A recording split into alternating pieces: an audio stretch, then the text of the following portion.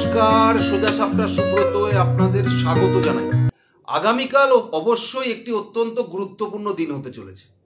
তার কারণ একদিকে যেরকম এই পশ্চিমবঙ্গের 26,000 শিক্ষক শিক্ষিকা এবং শিক্ষাকর্মীদের ভাগ্য নির্ধারণ হবে সুপ্রিম কোর্টের প্রধান বিচারপতির এজলাসে, ঠিক অপরদিকে কিন্তু কালকেই সুপ্রিম কোর্টে ডিএ মামলার শুনানি রয়েছে।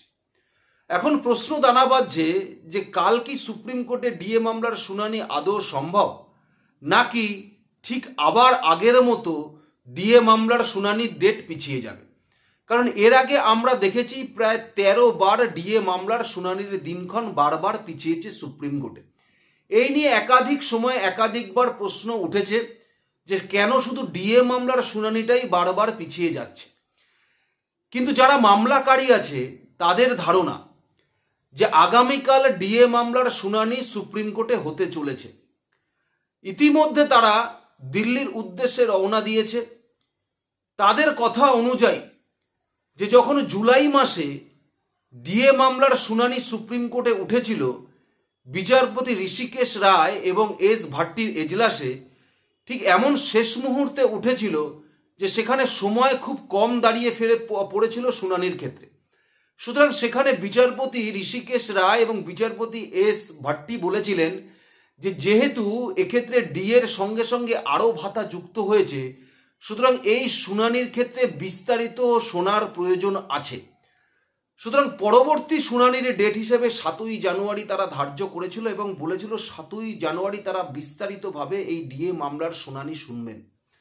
সুতরাং তার উপরে ভিত্তি করে তারা আশাবাদী যে আগামীকাল সুপ্রিম কোর্টে ডিএ মামলার শুনানি হবে। কিন্তু তারা বলছেন যে রাজ্য সরকার চায় যে সুপ্রিম কোর্টের এই ডিএ মামলা বারবার পিছিয়ে যাক, তারিখ বারবার পিছিয়ে যাক, তারিখ পে তারিখ, তারিখ পে তারিখ হতেই থাকুক। তার কারণ হিসাবে তারা তুলে ধরছে যে যেহেতু কলকাতা হাইকোর্টে মামলা চালাতে যে পরিমাণ খরচার প্রয়োজন হয়, সুপ্রিম কোর্টে মামলা চালাতে তার থেকে অনেক বেশি পরিমাণ পয়সার প্রয়োজন হয়। এবং যেহেতু দীর্ঘদিন ধরে 2016 সাল থেকে তারা এই ডিএ মামলা চালিয়ে আসছে, প্রায় 8 বছর অতিক্রান্ত হয়েছে, সুতরাং যে পরিমাণ পয়সা তাদের বেরিয়ে গেছে, এখন তাদের অর্থনৈতিক দিক থেকে অনেক হাতটান পড়েছে। তাই আগের প্রত্যেকটা হেয়ারিংয়ে তারা বিমানে করে দিল্লিতে গেলেও এবারে কিন্তু তারা ট্রেন ব্যবহার করছে যাতায়াতের জন্য, শুধুমাত্র অর্থনৈতিক সংকট এবং পয়সা সাশ্রয় করবার জন্য। সুতরাং তারা কালকে অবশ্যই সুপ্রিম কোর্টে উপস্থিত হবেন। এবং একটা জিনিস খুব নিশ্চিত যে যেহেতু ডিএ মামলাটা 2016 সাল থেকে শুরু হয়েছে এবং স্টেট অ্যাডমিনিস্ট্রেটিভ ট্রাইব্যুনালে রাজ্য সরকার হেরেছে, কলকাতা হাইকোর্টের সিঙ্গেল বেঞ্চে ডিএ মামলায় রাজ্য সরকার হেরেছে, কলকাতা হাইকোর্টের ডিভিশন বেঞ্চে রাজ্য সরকারের ডিএ মামলায় হেরেছে, সুতরাং তড়িঘড়ি রাজ্য সরকার সুপ্রিম কোর্টে গেছে, তড়িঘড়ি সুপ্রিম কোর্টে রাজ্য সরকার গেছে। এবং 2022 সালে জাস্টিস দীনেশ মাহেশ্বরী এবং জাস্টিস ঋষিকেশ রায় এই দুজন বিচারপতির বেঞ্চে প্রথম ডিএ মামলাটা ওঠে সুপ্রিম কোর্টে। এবং ঠিক তার 1 বছর পরে এই ডিএ মামলার এজলাস বদল হয়ে গিয়ে ওঠে বিচারপতি ঋষিকেশ রায় এবং বিচারপতি দীপঙ্কর রায়ের এজলাসে। কিন্তু 28 এপ্রিল 2023 সালে যে শেষ শুনানি হয়, সেই শুনানির পরেই বিচারপতি দীনেশ মাহেশ্বরী তার রিটায়ারমেন্ট হয়ে যায়। তার ফলে সেখানে দাঁড়িয়ে ঝুলে যায় এবং পরবর্তীকালে দেখা গেছে যে ঋষিকেশ রায় এবং এস ভাট্টির এজলাসে ডিএ মামলা ট্রান্সফার হয়। কিন্তু সব থেকে বড় কথা হলো এই বছরই জানুয়ারি মাসের 31 তারিখ হচ্ছে বিচারপতি ঋষিকেশ রায়ের শেষ দিন। সুতরাং তার মধ্যেই ডিএ মামলার কোনো একটা সর্বোচ্চ পর্যায়ে পৌঁছায় কিনা তার শুনানি বা সুপ্রিম কোর্টের নির্দেশ বা আদেশ, সেটাই এখনো দেখার আছে এবং সেটাই কিন্তু প্রশ্নে। দেখুন, এটা তাদের অধিকার, ডিএ পাওয়া তাদের অধিকার, কিন্তু রাজ্য সরকার বারবার তাদেরকে বোঝানোর চেষ্টা করেছে যে এটা তাদের অধিকার নয়। বারবার বলার চেষ্টা করেছেন, মমতা বন্দ্যোপাধ্যায় বলেছেন যে এটা তাদের অধিকার নয়। কিন্তু তাদের যে লড়াই, তারা বারবার এটা প্রমাণ করেছেন যে এই লড়াই তাদের অধিকারের লড়াই। আর এটা তাদের অধিকার বলেই, এটা তাদের প্রাপ্য বলেই কিন্তু তারা 2016 সাল থেকে যখন স্টেট অ্যাডমিনিস্ট্রেটিভ ট্রাইব্যুনালে জিতেছে, কলকাতা হাইকোর্টের সিঙ্গেল বেঞ্চে জিতেছে, ডিভিশন বেঞ্চেও জিতেছে, সুতরাং রাজ্য সরকার খুব ভালো করে বুঝতে পারছে এবং রাজ্য সরকার খুব ভালো করে জানে যে সুপ্রিম কোর্টে গিয়েও তারা কিন্তু এই ডিএ মামলায় কিন্তু হারবে।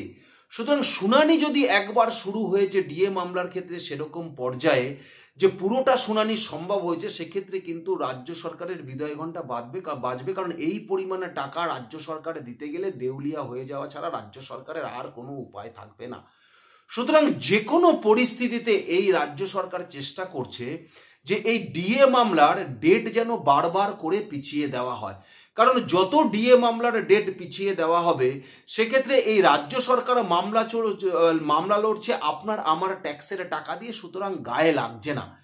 কিন্তু যে সমস্ত সরকারি কর্মচারীরা, যে সমস্ত মামলাকারীরা আছে, তারা যে এই ডিএ মামলাটি লড়ছে, সুতরাং তাদের ক্ষেত্রে যে অর্থনৈতিক সংকট আগামী দিনে দেখা যাবে, এটা রাজ্য সরকার দেখা দেবে, এটা রাজ্য সরকার খুব ভালো করে জানে। সুতরাং রাজ্য সরকার ভাবছে যে যদি বারবার এই ডেটটাকে পাল্টে আরো এই মামলাটা দীর্ঘায়িত করা যায়, তার ফলে তারা আগামী দিনে সুপ্রিম কোর্টে হয়তো আর মামলা নাও চালাতে পারে, এই চিন্তা ভাবনা রাজ্য সরকার নিয়েছে। ওই জন্য দেখবেন এই ডিএ মামলার ক্ষেত্রে বড় বড় আইনজীবীদের কিন্তু এই রাজ্য সরকার নিয়োগ করে, যাদের ফিস কয়েক লক্ষ টাকা।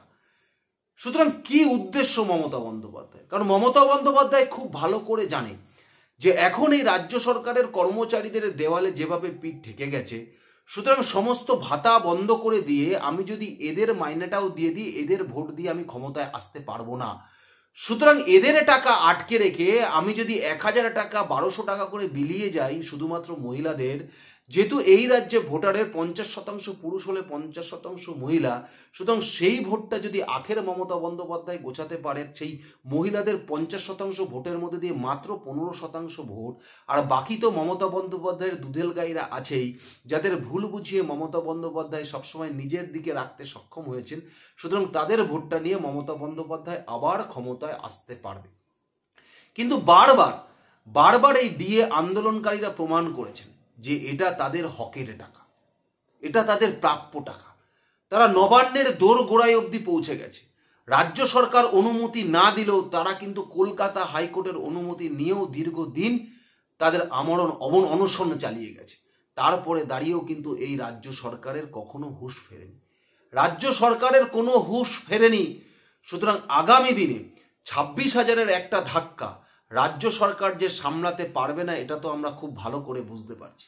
সুতরাং আগামীকাল যদি ডিএ মামলার শুনানিটা, যে বিস্তারিত শুনানির কথা আগের ডেটে বিচারপতি ঋষিকেশ রায় এবং বিচারপতি এস ভাট্টি বলেছিলেন, সেই বিস্তারিত শুনানি যদি কালকে একবার সুপ্রিম কোর্টে হয়ে গেছে এই ডিএ মামলা নিয়ে, সুতরাং বিচারপতিদের যে কথা তার উপরে ভিত্তি করেই কিন্তু আপনারা আন্দাজ করতে পারবেন যে আগামী দিনে ডিএ মামলা কোন দিকে এগোচ্ছে।